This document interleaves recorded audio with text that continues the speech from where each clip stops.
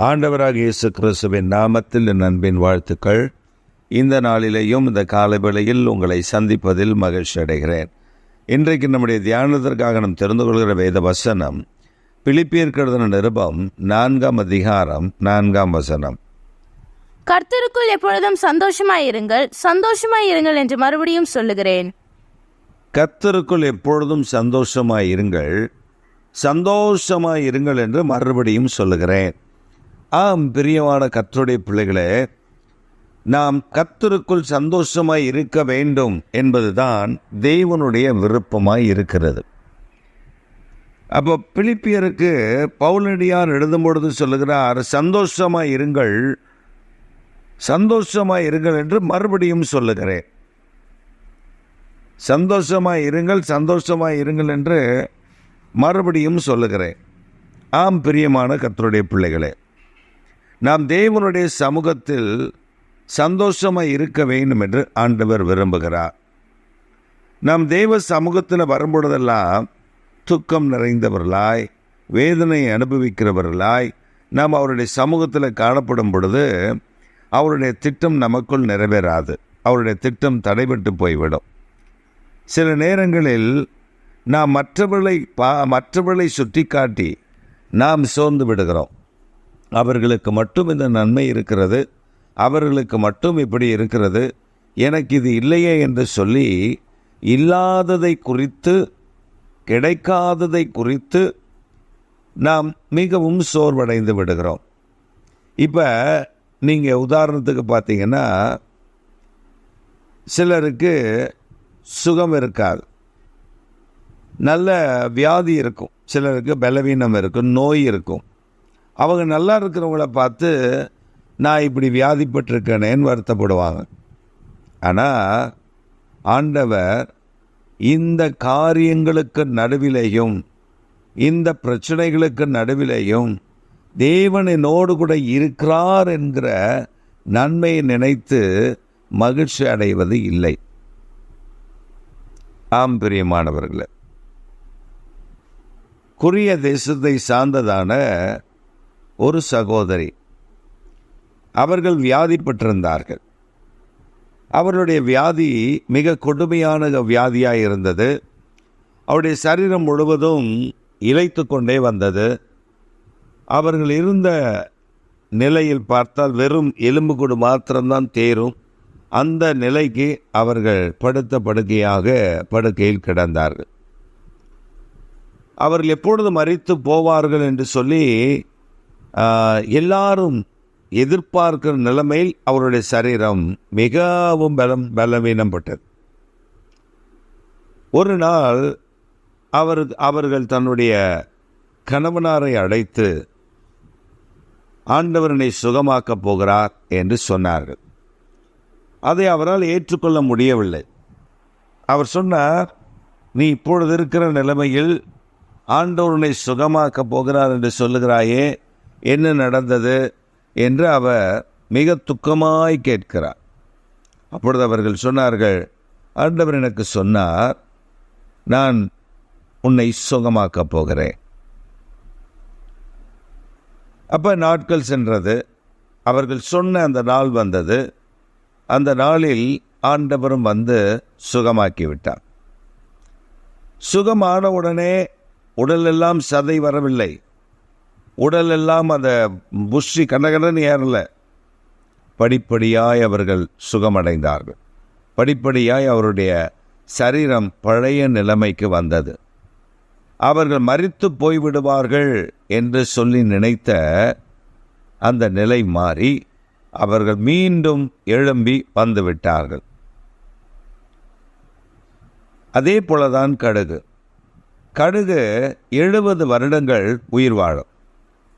40 வருடங்கள் ஆகும் பொழுது அந்த கடுகு என்ன செய்யுமா, ஒரு மலை உச்சியில் ஒரு யாரும் வந்து தன்னை தொட்டுவிடாத தூரத்தில் பறந்து ஒரு கூட்டை அங்கே கட்டி அந்த கூட்டுக்குள் அந்த பறவை போய் உட்கார்ந்துவிடும். தன் அழகினாலே அந்த எல்லா ரோமங்களையும் அதன் மேல் இருக்கிற ரோமத்தை எல்லாம் உருவி அதை அந்த கூட்டில் போட்டு படுக்கையாக்கி கொள்ளும். பின்பு கடைசியாக தன்னுடைய அலகையும் அது உடைத்துவிடும். இப்படி உடைத்துவிட்டு அந்த கடுகு காத்திருக்குமா 6 மாத காலம். 6 மாத காலம் அப்படியே காத்திருக்குமா. இந்த காத்திருக்கிற காலத்தில் அந்த கடுகனுடைய சரீரத்தில் இருக்கிற ஒரு ரோமம் கூட இல்லாதபடி கோழி கடையில் கோழியை உரித்து அதை தோலெல்லாம் எடுத்து தொங்க விட்டிருப்பார்களே, அப்படி அது தன் கூட்டில் படுத்திருக்குமா. அந்த 6 மாத காலத்தில் ஒரு சம்பவம் நடக்கும். என்ன தெரியுமா? இந்த கழுகுக்கு அதன் ரோமங்கள் துளிர்விட ஆரம்பிக்கும். இந்த ரோமங்கள் துளிர்விட ஆரம்பித்த உடனே கழுகு மீண்டும் புது பலன் அடைய ஆரம்பிக்கும். இந்த புது பலன் அடைந்து இந்த கழுகு மீண்டும் தோகையை தன்னுடைய இறக்கையை விரித்து ஆகாயத்தில் பறக்க ஆரம்பிக்கும். இப்படி அது தன் பலனை 40 வருடங்கள் கழித்து தன் புது பலனை ஏற்படுத்தி கொண்டு அது அதற்கு பின்பு 30 வருடங்கள் வாடும் என்று ஆராய்ச்சியாளர்கள் கண்டுபிடித்திருக்கிறார். ஏன் கண்டுபிடித்திருக்கிறார்கள்? இந்த கடுகுக்கு மாத்திரம்தான் காற்றோட்டத்தில் பறக்கக்கூடிய, காற்று போகிற திசையிலேயே தன்னுடைய இறகை அதில் விரித்து அதை இன்பமாய் காற்று எதிர்காற்று வீசுகிற அந்த காற்றோடு சேர்ந்து பயணிக்கிற ஒரு அனுபவத்தை இந்த கடுகு பெற்றிருக்கிறது. மற்ற எந்த பறவைகளும் அப்படி பெற்றிருப்பதாக எனக்கு தெரியவில்லை. ஆராய்ச்சியாளர்கள் சொல்லுகிறார்கள், அந்த கடுகு காற்றோட்டத்தை புரிந்து கொண்டு அதோடு கூட இணைந்து தன் இறக்கையை அடிக்காமலேயே அது அப்படியே பறந்து கொண்டு செல்லும், அது அந்த காற்றோட்டத்திலேயே மிதந்து கொண்டு செல்லும் என்று சொல்லி அந்த ஆராய்ச்சியில் கண்டுபிடிக்கப்பட்டிருக்கிறது. நாமும் கூட பல நேரங்களில் பார்த்திருக்கலாம். இது என்ன? தன் பலத்தை, தனக்கு இருக்கிற நன்மைகளை அறிந்து அந்த காரியத்தை அந்த கடுகு பயன்படுத்தி கொள்ளுகிறது. இப்போ சில நேரங்களில் நீங்கள் பார்த்தீங்கன்னா கடுகுகிட்ட போய் காக்கா சண்டை போடும், காக்கா கொத்தும். கடுகு சண்டையே போடாது. அது ஒரு திரும்பி ஒரு அடி ஒரு பட்டாரம் ஒரு அடிச்சதுன்னா முடிவு வச்சு. ஆனால் காக்கா அதை அடிக்காது.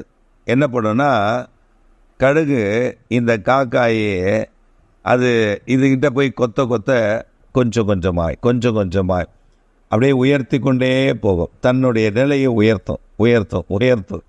இந்த காக்காவுக்கு ஒரு குறிப்பிட்ட அளவு தான் பறக்க முடியும். அதுக்கு மேலே போச்சுன்னா மூச்சு தண்ணீர் செத்து போயிடும். அதனால் இது ஒரு அளவுக்கு போகும். பின்பு அந்த காற்று அதுக்கு பற்றவில்லை என்றால் திரும்ப வந்துவிடும். ஆனால் இந்த கடுகு தனக்கு இருக்கிற நன்மைகள், இல்லாததை பற்றி கவலைப்படாது, இருக்கிறதை பயன்படுத்தி கொள்ளும். அப்படித்தான் அந்த வியாதிப்பட்ட அந்த சகோதரி கூட ஆண்டவர் தனக்கு செய்த நன்மைகளை நினைத்தவள் துதித்து கொண்டே இருந்தாள். என் பலவீனம் இப்படி இருக்கிறது, எனக்கு ஒரு சுகம் வேண்டும் என்று அவள் கேட்கவில்லை. மாறாக அவங்க ஜெபித்த ஜெபமெல்லாம், இதுவரை எனக்கு நன்மை செய்தீரே, உமக்கு ஸ்தோத்திரம், மகிழ்ச்சியாயிருந்தார்கள். தனக்கு இருக்கிறத வைத்து மகிழ்ச்சி அடைந்தார்கள், தனக்கு இருக்கிறத வைத்து சந்தோஷப்பட்டார்கள். கர்த்தரனை இத்தனை ஆண்டு காலம் நடத்தினீரே, வழி நடத்தினீரே, கிருபை தந்தீரே, நீர் எத்தனை நல்லவர் என்று அவர்கள் துதித்து கொண்டே இருந்தார்கள். நாட்கள் வந்தது, ஆண்டவர்களை சுகமாக்கினார். மீண்டும் அவர்கள் எழும்பி நடக்க ஆரம்பித்தார்கள். கர்த்தருக்காக பெரிய காரியங்களை செய்யும்படி அவர்கள் தங்கள் வாழ்க்கையை அர்ப்பணித்திருந்தார்கள். அதனால தான் பவுலடியார் சொல்லும்படி சொல்லுகிறார், சந்தோஷமாயிருங்கள், கர்த்தருக்குள் சந்தோஷமாயிருங்கள் என்று நான் மறுபடியும் உங்களுக்கு சொல்லுகிறேன். காரணம் என்ன தெரியுமா? இந்த சந்தோஷம் நம்முடைய வாழ்க்கையில் மேன்மையை தரும். இன்றைக்கு அந்த மகிழ்ச்சியோடு இந்த நாளை துவங்குங்கள், சந்தோஷமாயிருங்கள். உங்களோடு கூட கர்த்தர் இருக்கிறார் என்று துதித்து கொண்டே ஆரம்பிங்கள். கர்த்தர் பெரிய மகிழ்ச்சியை உங்களுக்கு தந்து உங்களை ஆசீர்வதித்து வழி நடத்துவார். ஆமென்.